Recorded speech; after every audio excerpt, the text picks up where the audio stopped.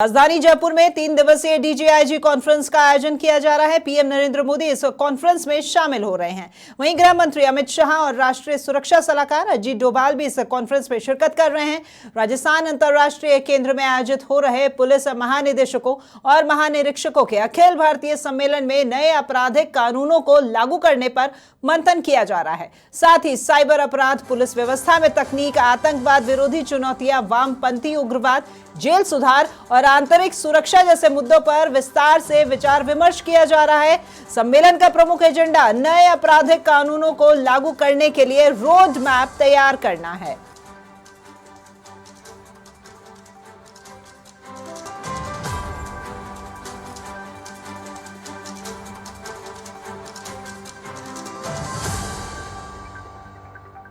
तो DGIG conference का आयोजन गुलाबी नगरी जयपुर में आयोजित किया जा रहा है। आज इस कॉन्फ्रेंस का दूसरा दिन है। पीएम मोदी इस कॉन्फ्रेंस में शामिल हैं। साथ ही साथ गृह मंत्री अमित शाह और एनएसए अजीत डोभाल भी इस कॉन्फ्रेंस में शामिल हुए हैं। तो सभी राज्यों के डीजीआईजी इस कॉन्फ्रेंस में हिस्सा ले रहे हैं और आज इस कॉन्फ्रेंस का दूसरा दिन है। आपको बता दें कि 5 जनवरी से ये कॉन्फ्रेंस शुरू हुई थी। 5 से 7 जनवरी यानी आज कॉन्फ्रेंस का दूसरा दिन है और कल इस कॉन्फ्रेंस का अंतिम दिन रहेगा। तो 3 दिवसीय कॉन्फ्रेंस का आयोजन यहां जयपुर में आयोजित किया जा रहा है।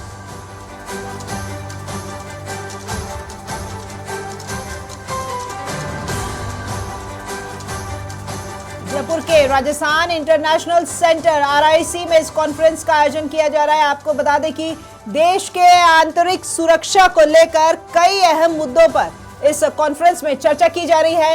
ये 58वीं कॉन्फ्रेंस है। हर साल ये कॉन्फ्रेंस आयोजित की जाती है। इस बार राजस्थान में यहां मेजबानी का मौका मिला है और राजधानी जयपुर में इस कॉन्फ्रेंस का आयोजन किया जा रहा है। तो आरआईसी में ये कॉन्फ्रेंस फिलहाल जारी है। तमाम अलग अलग सेशंस के द्वारा यहाँ पर ये कॉन्फ्रेंस आयोजित की जा रही है, जिनमें अलग अलग मुद्दों के ऊपर चर्चा की जा रही है। देश भर के तमाम राज्यों से पुलिस के महकमे के आला अधिकारी डीजीआईजी इस कॉन्फ्रेंस में शामिल हुए हैं और यहाँ कॉन्फ्रेंस में अलग अलग मुद्दों के ऊपर चर्चा करने, विचार विमर्श करने के लिए पहुंचे हैं। तो गृह मंत्री अमित शाह, प्रधानमंत्री नरेंद्र मोदी और राष्ट्रीय सुरक्षा सलाहकार एनएसए अजीत डोभाल भी इस कॉन्फ्रेंस में शामिल हुए हैं।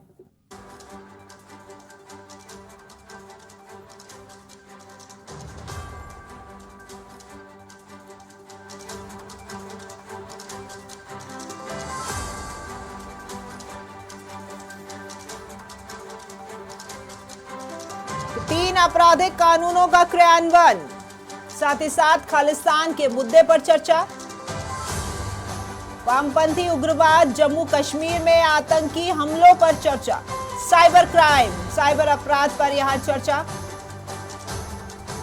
और माओवाद समस्या पर भी चर्चा। तो ये तमाम मुद्दे हैं इस कॉन्फ्रेंस के, जिनमें यहां इस कॉन्फ्रेंस में आज चर्चा की जा रही है। इन 3 दिवसीय इस कॉन्फ्रेंस में इन तमाम मुद्दों को लेकर फैसले लिए जाएंगे, जिससे कि देश में सुरक्षा व्यवस्था को और ज्यादा मजबूत बनाया जा सके।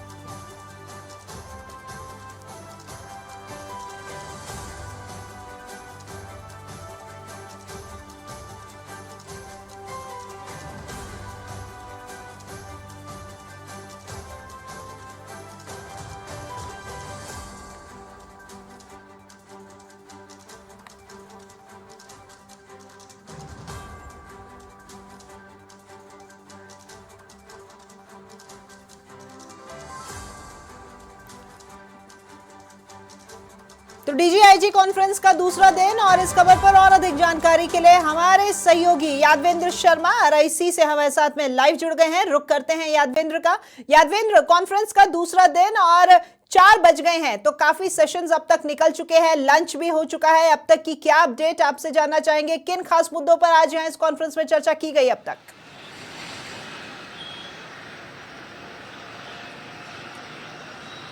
देखिए राखी, बिल्कुल जो 3 सेशन जो थे वो 3 सेशन लगभग कंप्लीट हो चुके हैं और तीनों सेशनों के दौरान, क्योंकि जो पहला जो सेशन था वो टेक्निकली चीज़ों को लेकर के यहाँ पर सेशन रखा गया था और उसके बाद जो देश में जो 3 कानूनों में जो बदलाव किया गया उस बात को लेकर के, साथ में साइबर क्राइम को लेकर के जो पूरा सेशन था उस सेशन के दौरान यहाँ पर साइबर अपराधों से कैसे निपटा जाए और कैसे जो साइबर अपराध हो रहा है उसको देखा जाए, उस पर बड़ी चर्चा यहाँ पर की गई थी। और उसमें ये सारी चीज़ें जानने की कोशिश की कि अब तक देश में साइबर क्राइम का जो ट्रेंड किस किस टाइप कर रहा है। तो इन सब चीज़ों को लेकर के यहाँ पर तमाम डीजी ने अपनी समस्याओं को बताया।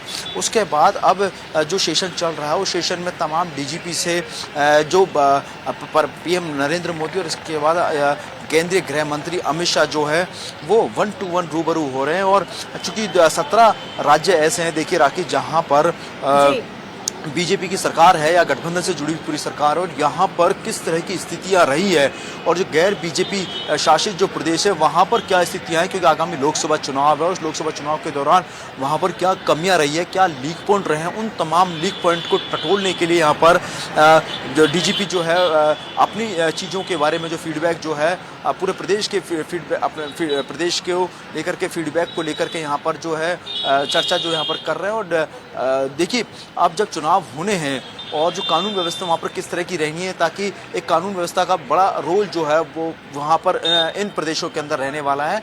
तो उन सब मुद्दों के ऊपर एक बड़ी चर्चा यहाँ पर वो है की जा रही है। एक सबसे बड़ी बात ये है कि जब चर्चा हुई तो बॉर्डर सिक्योरिटी को लेकर के बड़ी चर्चा हुई कि क्योंकि बॉर्डर सिक्योरिटी अपने आप में सबसे ज़्यादा मायने रखती है। जब घुसपैठ जो है होता है, जब बॉर्डर पार से कुछ घुसपैठ करते हुए यहाँ पर जो आ जाते हैं, सामरिक महल से जुड़ी सूचनाओं का जो आदान प्रदान जो होता है उसमें किस तरह के लीक पॉइंट जो हैं, उन सब चीज़ों को भी यहाँ पर खंगाला जा रहा है, उन मुद्दों को भी यहाँ पर रखा जा रहा है। और देखिए, ये बेहद ज़रूरी होता है। देश में जासूसी लगातार बढ़ रही है, विदेशी मुल्क जो है वो घुसपैठ के जरिए यहाँ पर देश के अंदर एंट्री कर रहे हैं। इसके अलावा सामरिक महत्व से जुड़ी सूचनाओं का दुश्मन देशों को यहाँ पर सूचनाओं का आदान प्रदान हो रहा है, सूचनाओं को यहाँ से भेजा जा रहा है, जासूसी यहाँ पर की जा रही है। तो इंटेलिजेंस को किस तरीके से मजबूत किया जाना है, इन सब मुद्दों को लेकर के बड़ा डिस्कशन यहाँ पर चला है। और उन मुद्दों के बीच में समस्याओं का समाधान या उसको कैसे निपटाया जाए, डीफेक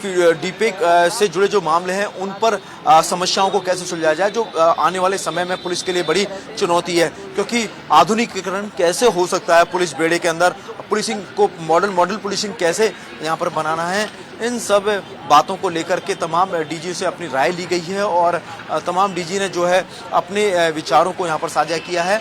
क्योंकि देखिए, हर राज्य का भौगोलिक परिवर्तन जो हर राज्य का भौगोलिक संरचना सबकी अलग होती है, वहाँ का संस्कृति अलग होती है।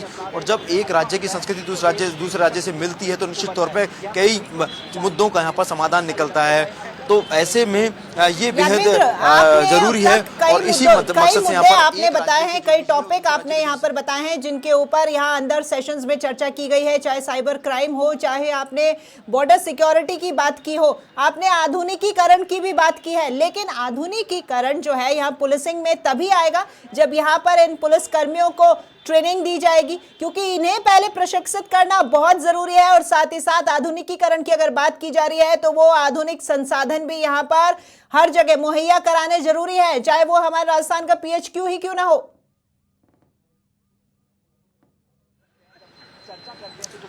बिल्कुल राखी, देखिए, आधुनिक संसाधनों से जो है वो पुलिस जो है जूझ रही है।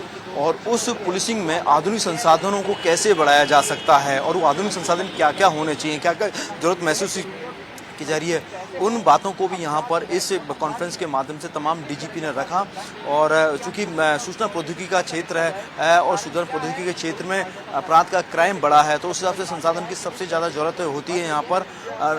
जो नवीनीकरण जो होता है संसाधनों का, वो होना बेहद ज़रूरी है। हथियारों का आधुनिकीकरण किस प्रकार से किया जाए और क्या क्या जरूरत महसूस की गई है, इन सब बातों को भी यहाँ पर इन बातों पर भी मंथन करके यहाँ पर विचार विमर्श किया गया है। और यहाँ पर देखिए, पहली बार ऐसा हो रहा है जब देश के प्रधानमंत्री जब इन तमाम उन लीडर के सामने मौजूद हैं जो देश की आंतरिक सुरक्षा में अपना सबसे ज़्यादा योगदान रखते हैं।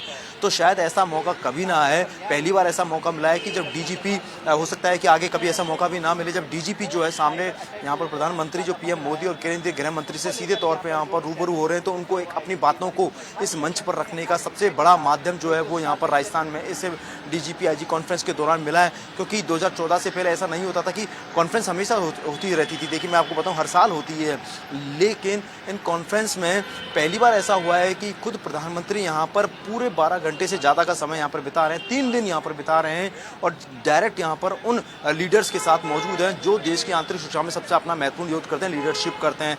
तो निश्चित तौर पर 1-to-1 जब फेस होगा, जब 1-to-1 उनसे बातचीत हो रही है तो निश्चित तौर पर समस्याएं भी सामने जब बातें होंगी जाहिर है तो समस्याओं के समाधान है वो भी निकलकर सामने आएंगे यादवेंद्र। लेकिन ये बिल्कुल गौर करने वाली बात है कि कॉन्फ्रेंस हर साल होती है, लेकिन इस साल यहाँ पर लोकसभा चुनाव से कुछ समय पहले हो रही है, पहला मुद्दा। दूसरे मुद्दे की अगर हम बात करें तो ये कॉन्फ्रेंस जो है इसको सफल बनाना और इसके ऊपर ज्यादा से ज्यादा समस्याओं के समाधान बाहर निकाल के लाना बीजेपी के लिए बहुत ज्यादा जरूरी हो जाता है, क्योंकि विधानसभा चुनाव में यहाँ 2 ही मुद्दे रहे हैं बीजेपी के, एक सनातन और दूसरे मुद्दे की बात की जाए तो सुरक्षा व्यवस्था। तो सुरक्षा व्यवस्था को लेकर के भी हर बार यहाँ सवाल उठते हैं और सत्ता में आने के बाद में यहाँ राजस्थान में बीजेपी ने जनता को आश्वासन दिलाया है कि हम जो क्राइम रेशियो आगे बढ़ गया है उसको निश्चित रूप से नीचे घटाएंगे और जनता को सुरक्षित महसूस कराएंगे। निश्चित तौर पे देखिए, इसीलिए देखिए कितनी बड़ी जो है यहाँ पर एक आदेश जो है कुछ दिनों पहले यहाँ पर जारी किए थे। यहाँ पर जब भजनलाल सरकार जब सत्ता में आई, उसके बाद बीजेपी सत्ता में आई, उन्होंने सीबीआई को डायरेक्ट एंट्री दी, फ्री हैंड कर दिया कि किसी भी मामले में सीबीआई एक्शन ले सकती है, उसमें कार्रवाई कर सकती है, उसमें किसी प्रकार की कोई सरकार से परमिशन लेने की जरूरत नहीं पड़ेगी। क्योंकि हमने देखा कि कोलकाता जैसी जगहों पर जहाँ पर सीबीआई को बैन कर दिया गया था, किसी भी मामले की तफ्तीश करने से पहले, किसी मामले पर एक्शन लेने से पहले उसको राज्य सरकार से परमिशन लेनी होती थी, लेकिन यहाँ पर ऐसा नहीं हुआ। और क्योंकि देखिए लोकसभा चुनाव ऐप से कुछ महीनों के बाद में, तो सुरक्षा व्यवस्था पुख्ता होनी चाहिए। कानून व्यवस्था, लॉ एंड ऑर्डर अपने आप में सबसे बड़ा महत्वपूर्ण योगदान रखता है इस चुनावों के दौरान। उस कानून व्यवस्था को किस तरीके से मजबूत किया जाए, आंतरिक सुरक्षा को किस तरीके से मजबूत किया जाए, इंटेलिजेंस को किस तरीके से मजबूत किया जाए, ताकि मणिपुर जैसी हिंसा यहाँ पर दूसरे राज्यों में देखने को ना मिले, देश में देखने को ना मिले। इसीलिए देखिए गैर बीजेपी शासित जो प्रदेशों के जो डीजी हैं वो भी यहाँ पर इस कॉन्फ्रेंस में जो मौजूद है, आईजी जो मौजूद थे, वहाँ के भौगोलिक वातावरण में से भी यहाँ पर ये उनको पीएम को यहाँ पर रूबरू करवाया गया और वहाँ पर जो समस्या आ रही थी उनसे भी यहाँ पर रूबरू करवाया गया है और किस तरह के प्रावधान वहाँ पर किए जाने हैं।